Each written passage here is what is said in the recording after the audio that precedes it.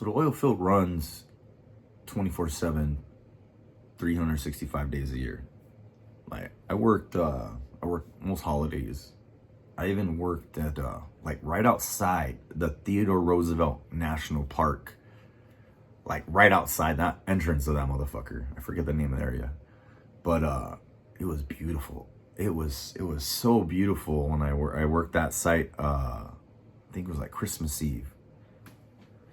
There was a small like skeleton crew of us, and we were these guys working this site, and it was a pretty cool night. Like it was Badlands environment, the Badlands environment of Theodore Roosevelt National Park.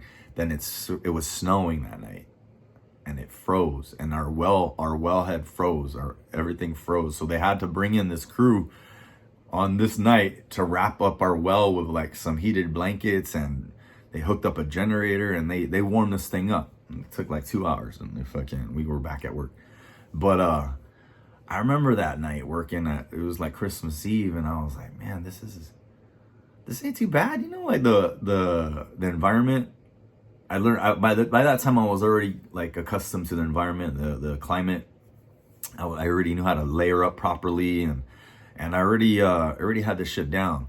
So I even taught a friend who's been there like around the same time as me. Like he's been there as long as me, but I was able to teach him something, and I was like a little shocked that I had to teach him how to do this, because like he was pretty competent, and he was really a real go-getter. He knew how to do everything I was pretty competent to leave him alone and do things, and he had my back on everything being running smoothly. But my supervisor and me and another hand were working this night with the other crew that came to thaw out the well. They were doing their thing out there, and we were doing our thing over on this side over here. And we get tasked to like rebuild valves or something, right? And these valves are little basketball shaped valves, and they got a couple like seals in them. You gotta bang it apart and twist it up a different way and build it with a rebuild kit, and they're like $20,000 a piece, like to rebuild a valve, right? And we probably rebuilt like 6 of them that night. But when I started when I started getting everything together and I was getting ready to do it, my homie was like kind of lost, and I was like, yo, what's up? He's like, yo, can you actually show me how to do this? And I was like, yeah, man, fuck yeah. So I felt kind of like honored to teach him, right? So that felt good, like to be part of that experience, because that made me like confident in myself to know that I can teach someone with experience how to do something. And that's when I knew, I was like, okay, yeah, I'm already getting like knowledgeable enough to take this up a next notch, you know? So I need to take the initiative and learn this night supervisor's job, because I'm already doing everything for him. Why don't I have that job yet? So to get that job, you need a truck. And I'm not ready to invest in the truck if I'm not ready to take that job yet. That's not, because I already had a Jeep Patriot, so I was good. But I was like, I'm not gonna buy my truck yet. I'm gonna get more experience. Like that's what I'm trying to do. You got guys that were showing up there doing this job for like 3 months and trying to buy their truck so they can try to get promoted to fucking night supervisor. More power to them, man. Good for you. I don't want that shit until I know I'm confident, because there's lives on the line here, you know, like I'm not rushing this shit. And I talked to guys, the guys with 10 years experience, and I hear them out, all of them. And I come to the conclusion that you should know what you're doing when you do this shit, because it's dangerous as fuck. And some guys are bullshitting this, you know, and then you can sit down with somebody that knows this job and hear them talk about it, and then realize how much you don't know. They're talking about pressures and well controls, and they're doing calculated math and shit, you know, and I'm like, yo, so this pressure on this well is continuing to rise. What do you want me to do? I'm gonna monitor all these wells. I'm telling you, the pressure's rising.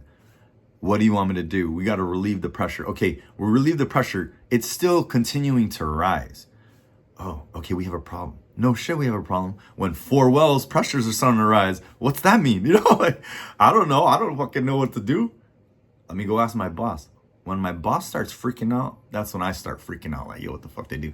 So there's a lot of accidents on these jobs, right? And I witnessed a few of them, and nothing crazy. Like, I haven't witnessed anything, people dying and explosions yet. Small kind fires and shit I've seen. But when I seen like experienced guys getting that nervous, it's kind of unnerving, right? And then I asked one guy once on a site when everyone was out. I was a green hat like day 7, and I'm starting to see the rig like run around and freak out. And I'm like, what the fuck?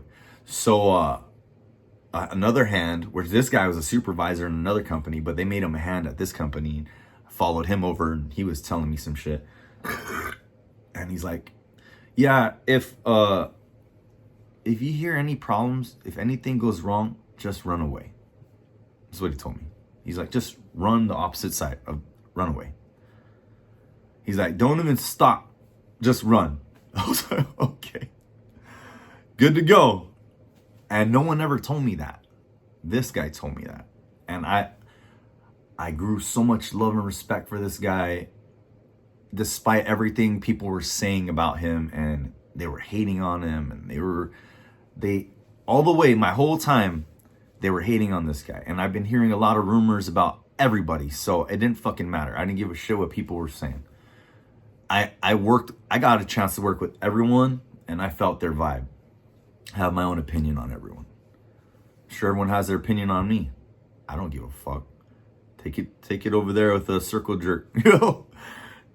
Talk it over with you guys. Don't make me become supervisor. That's what I did in the Marine Corps. People kept fucking with me. I was like, don't worry, bitch. I know I'm smarter than you. And then bam, bam, bam. I'm corporal now. Oh, shit, I'm corporal. Okay, yeah. You slaves go over there. I'm going to fucking bounce. I don't need to do that shit. I'm just playing.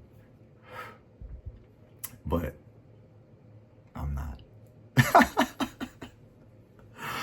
It takes a certain kind of culture, to like really handle guys like me.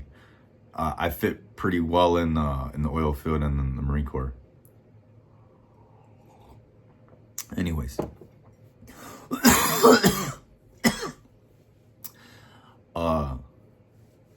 the experienced guys in the oil field, no one really like respects your opinion unless you've been in there for like 10 years.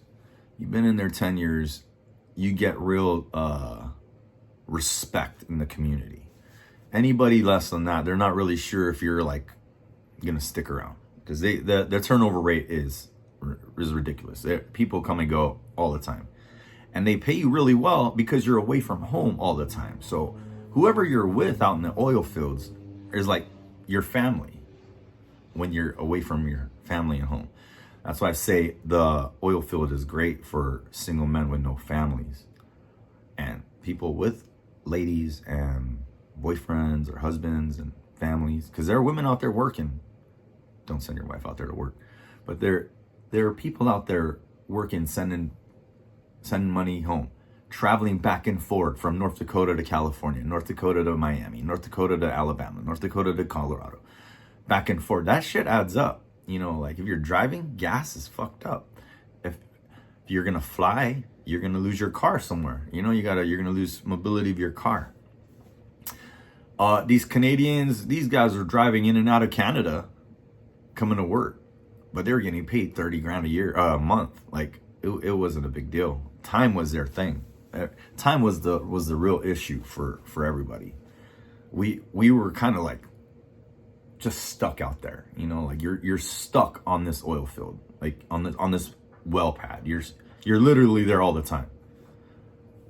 That's not a bad thing if you want to make money, and it's a great thing if you want to save money. There's a lot of dudes out there doing it right, saving what they can and bouncing. Like shit, this ain't a life I want forever. This is not an easy life. but it's definitely an opportunity for you to make real money. Where else are you gonna go and make 100K with no skills? A year, 100K a year with no skills. And that's the low level shit. You can work your way up. If you have a degree like in geology or engineering or business, like accounting or anything like that, go out there and get hired on to one of those companies. Or you don't even have to leave. If you have a degree, you can get your ass hired from anywhere. But try to get into oil and gas because they'll take care of you. They're real. But you're gonna probably have to relocate or be like a oil field worker and just transit back and forth, from the fields to your home or to your office, wherever. I was working. I saw those engineers come out of their truck, and just look at what we were doing every hour, and I was like, that's too skate, man. Like, and they're getting paid like 4 times I am. Like, what are they doing? Why didn't I get a degree? I did go to college though, but I didn't get no engineering degree or anything like that. So the network in the oil field is top notch. You meet some quality dudes. You meet a lot of fucking turds too, but there's a lot of quality guys going through. They're trying to make it bigger. They're trying to take it up a notch. I met a guy. So my wife's family's from Idaho, right? We'll say Lewiston. And then we had a guy come from Lewiston. We had some guys from Idaho come out. And the first guy from Idaho brought someone out from Lewiston. And these guys learned that I know about Idaho a little bit. I'm staying out there. I got a place out there. My wife's family's from there. And, like, I'm out there in Idaho. And they vibe with me really well. Like, they're some of the nicest dudes I know. They were cool as fuck. The first guy was like is one of the best guys I know. He's got a good heart. He's sincere. The second guy, I don't know his heart. I didn't really vibe with him that long. He didn't stick around very long. But he came from Lewiston and he worked in the paper mill over there, right? I think it's a mill, paper mill. And Lewiston's economy is based around this paper mill. And it's an industry. Lewiston is like a old cowboy town, rough redneck cowboy town, right? Like, it's a rough place. They got history. The Nez Perce reservation is like right next to it, and they have a history. Okay, so this homie came from Lewiston, and at first I don't think he wanted to really like get to know me and give me a shot, because for whatever reason. But I ended up working with him on site, and I taught him some things, and we worked, and we rigged in and rigged out together a couple times. And that's some real work when we're rigging in our equipment and taking it off the well, rigging it out. That shit, that's all day in the sun, swinging sledgehammers, like 10-pound sledgehammers for hours, carrying heavy pipe, moving heavy pipe. It is fucked up. But if you could do the work, it gets kind of competitive, right? Guys start going to the gym, they show off their muscles. I don't have to go to the gym, but I was fucking killing it. Like, whatever, I need to go to the gym. Okay, so we're doing this. I must have give this guy an impression, because he talked to me, right? Before he went home, he told me he was leaving. He's like, "Hey, John, I'm not gonna stick around here. I'm going back home to Lewiston. I'm gonna get my old job back at the paper mill," because he left this job at the paper mill to come here and work oil, because he was hearing things he liked about it. He decided to resign, quit his job, and come give oil a shot. He stuck around for maybe like 3 months, 2-3 months. He decided this wasn't for him. He was talking to me before he left, and he's like, "Yeah, I'm done here, man. I'm actually gonna get my old job back at my paper mill in Lewiston. He's like, if you're ever in the area, like whenever you're in town, hit me up, you know, drink a beer. I'm like, hell yeah, man, fuck yeah. And I you know, respect. I like invitations like that. I like people. I like to share. I like to share good energy with people. Drink beer with like-minded people. You know, I have a good time. And I felt good about that. Then he hit me with this offer. He's like, hey man, if you ever want a job, man, at this where I'm going, this is my company. Let me know. I'll get you hooked up. And his family's already like ingrained, like this was a job offer pretty much. He's like, I can get you a job if you want. Just hit me up. Let me know. I've seen how you work and I have so much respect for you. And I'll vouch for you. And I was like, no shit. Wow, man, respect. Like I know Idaho and I know what he's talking about, that paper mill over there. And I know what that means, you know, and that hit my heart. And I fucking have so much love for him. And it's moments like that, you know, and it ensures love, like, for my country and my countrymen.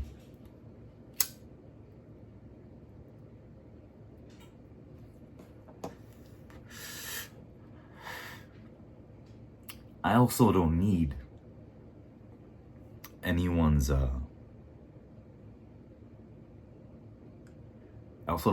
handout, or I'm not gonna let anyone let their opinion on anything dictate how I have an opinion or how I feel about anything. Like, I'm the kind of guy that wants to go out there and see it for myself. You know, I don't give a shit what you're saying about who this guy or that job. Let me go see it for myself. You know, everyone's different. But those boys in Idaho are good dudes, man. I love Idaho. So when I left North Dakota,